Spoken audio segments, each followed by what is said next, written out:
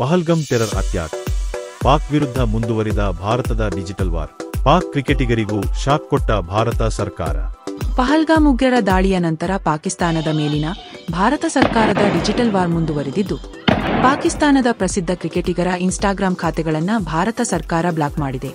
ಜಮ್ಮು ಮತ್ತು ಕಾಶ್ಮೀರದ ಪಹಲ್ಗಾಮ್ನಲ್ಲಿ ಪಹಲ್ಗಮ್ terror attack April 22ರಂದು ನಡೆದ ಭಯೋತ್ಪಾದಕ ದಾಳಿಯ ನಂತರ ಭಾರತ ಸರ್ಕಾರವು ಪಾಕಿಸ್ತಾನದ ಪ್ರಸಿದ್ಧ ವ್ಯಕ್ತಿಗಳ ಸಾಮಾಜಿಕ ಮಾಧ್ಯಮ ಖಾತೆಗಳ ಮೇಲೆ ಕಠಿಣ ಕ್ರಮಗಳನ್ನು ತೆಗೆದುಕೊಳ್ಳುತ್ತಿದೆ.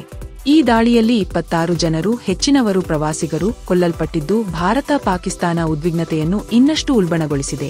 ಇದೀಗ ಭಾರತ ಸರ್ಕಾರ ಪಾಕಿಸ್ತಾನದ ಕ್ರಿಕೆಟಿಗರಾದ ಬಾಬರ್ ಆಜಂ, ಮೊಹಮ್ಮದ್ ರಿಜ್ವಾನ್, ಹ್ಯಾರಿಸ್ ರೌಫ್, ಶದಾಬ್ ಖಾನ್ ಮತ್ತು ನಸೀಂ ಶಾ ಸೇರಿದಂತೆ ಹಲವು ಸಕ್ರಿಯ ಆಟಗಾರರ ಇನ್ಸ್ಟಾಗ್ರಾಂ ಖಾತೆಗಳನ್ನು ಭಾರತದಲ್ಲಿ ನಿರ್ಬಂಧಿಸಲಾಗಿದೆ. ಇದೇ ರೀತಿ ಮಾಜಿ ಕ್ರಿಕೆಟಿಗ ಶೋಯಬ್ ಅಖ್ತರ್ ಮತ್ತು ಪಾಕಿಸ್ತಾನ ಕ್ರಿಕೆಟ್ ಬೋರ್ಡ್ನ ಅಧಿಕೃತ ಖಾತೆಗಳನ್ನು ಬ್ಲಾಕ್ ಮಾಡಲಾಗಿದೆ. ಪ್ರಚೋದನಕಾರಿ ಸುದ್ದಿ ಪ್ರಸಾರ ಹರಡುತ್ತಿದ್ದ ಚಾನೆಲ್ಸ್ ಬ್ಲಾಕ್.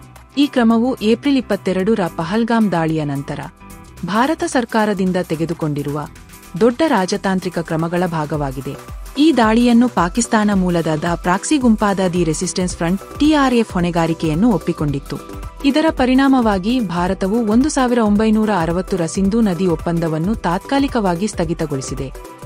ಅಟಾರಿ ವಾಘಾ ಗಡಿಯನ್ನು ಮುಚ್ಚಿದೆ ಮತ್ತು ಭಾರತದಲ್ಲಿರುವ ಪಾಕಿಸ್ತಾನದ ನಾಗರಿಕರಿಗೆ ವೀಸಾ ರದ್ದುಗೊಳಿಸಿದೆ.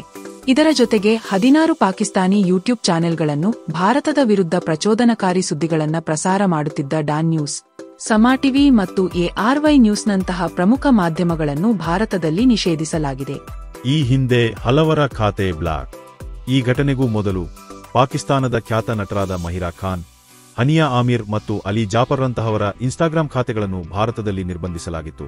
ಈ ಕ್ರಮವು ಭಾರತ-ಪಾಕಿಸ್ತಾನದ ನಡುವಿನ ಸಾಂಸ್ಕೃತಿಕ ವಿನಿಮಯವನ್ನು ಮತ್ತಷ್ಟು ಕಡಿಮೆಗೊಳಿಸಿದೆ.